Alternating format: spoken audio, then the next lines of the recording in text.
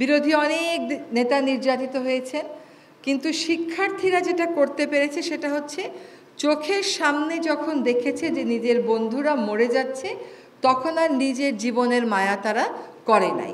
এই যে মায়াটা ছেড়ে দিয়ে নিঃস্বার্থভাবে দেশের জন্য দাঁড়িয়ে থাকতে পারা, ওই শক্তিটাই আমাদেরকে স্বাধীন করেছে।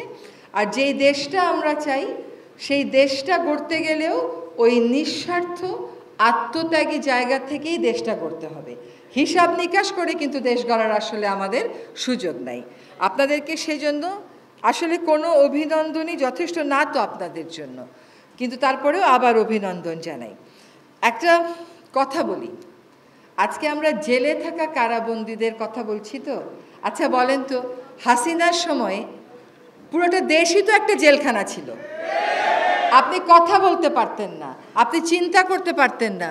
ফোনে কথা বললে বলতাম হোয়াটসঅ্যাপে করেন, হোয়াটসঅ্যাপে মানতো না বলতাম সিগন্যালে করেন, সিগন্যালে না মানলে অনেক রাতে হয়তো বা দেখা যেত আসিফ ভাই রিক্সা করে একটু অনেক রাতে আমার বাসায় আসছে একটা গোপন কথা বলার জন্য। সে গোপন কথাটা কিছুই না, যে এটা এরকম চলছে, আমরা কি করতে পারি, আমরা কেমন করে এটার প্রতিবাদ জানাতে পারি। তো আমার কাছে ওই সময়ের দেশটাকে আসলে দেশ মনে হয় নাই, আমার কাছে ওই সময় দেশটাকে না জেলখানাই মনে হইতো। আমরা কয়েকজন গিয়েছিলাম আয়নাঘর দেখতে। বিদেশে কিন্তু এরকম আয়নাঘরগুলোকে আপনি সাউথ আফ্রিকাতে গেলে দেখবেন, এমনকি আমেরিকাতেও আছে।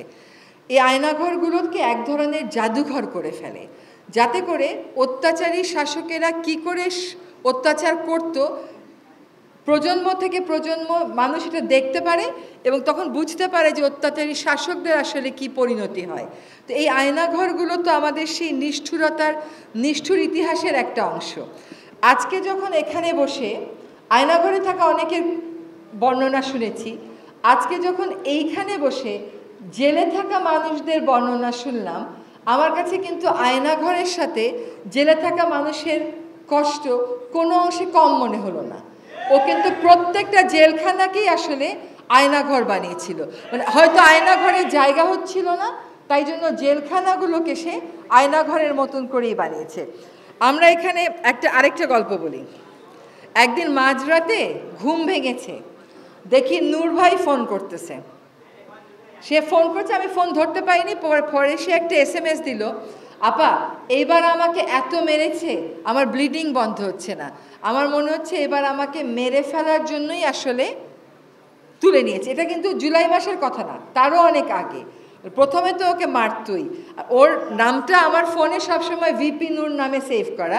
আমার মনে হয় ও মন্ত্রী MP হলেও ওর কি সবাই ভিপি নূর নামেই চিনবে, কারণ সেখানে সে আসলে একটা প্রতিবাদ সে যে করেছিল ওই সময় তার সেই কোটা আন্দোলনে, এবং পরবর্তী সময়ে তাকে কিন্তু কখনো মারের মুখে বা নির্যাতনের মুখে আমরা চুপ করে যেতে দেখি নাই। আমার মনে হয় যে এটাও অনেক মানুষকে সাহায্য করেছে, অনেক মানুষকে প্রেরণা জুগিয়েছে। একটা কথা বলি, আপনারা জেল নিয়ে অনেক কথা বললেন, এটা আমরাও মাঝে মাঝে বলি যে জেলখানাটা আমাদের স্বার্থেও তো সংস্কার হওয়া দরকার।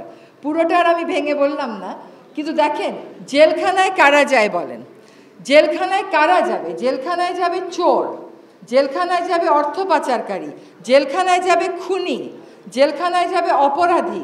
আমাদের জেলখানায় কারা গেল বলেন? শিক্ষার্থীরা।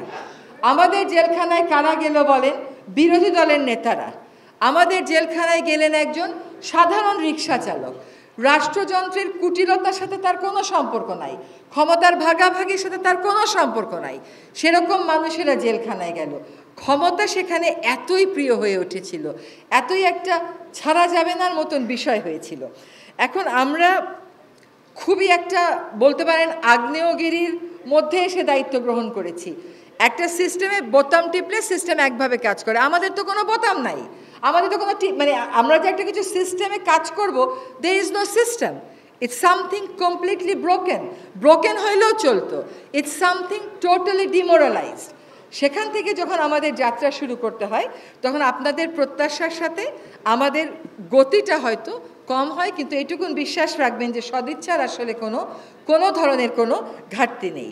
আজকের এই আয়োজনটা একটা অসাধারণ আয়োজন। আসলে এই এত কষ্টের কথা আসলে যারা জেলে ছিলেন তাদের তালিকা যেমন হওয়া দরকার, তাদের কষ্টগুলোর বর্ণনাও তেমন থাকা দরকার।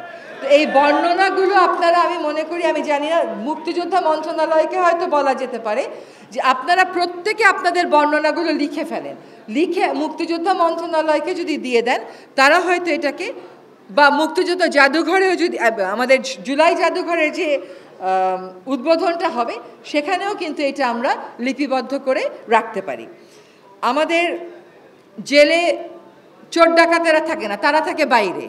অত্যাচারী শাসকেরা থাকে না, তারা থাকে বাইরে। কাজে এখানে আমাদের ক্ষমতার ভারসাম্যের যেমন আমূল, আপনি জেলখানাটা খুব সুন্দর করে বানালেন, কিন্তু লাভটা কি হলো? সেখানে যদি ভালো মানুষকেই নিয়ে ঢুকান, তাহলে তো যা পরিবর্তন চান তা হলো না। কাজেই রাষ্ট্রের যে ক্ষমতার ভারসাম্য, সেইখানে আমাদেরকে পরিবর্তনটা আনতে হবে। কোনো কোনো দেশ আছে জানেন, জেলখানা ভেঙে ফেলতেছে, কারণ তাদের দেশে জেলে ঢুকানোর মতন অপরাধী পাওয়া যাচ্ছে না। আমরা তো সেই সমাজের স্বপ্ন দেখব। সেটা আপনারা একটা কথা বলেছেন তালিকা, আমি মনে করি তালিকার পাশাপাশি বর্ণনাটাও আসলে আমাদের অবশ্যই সংগ্রহ করে রাখা উচিত।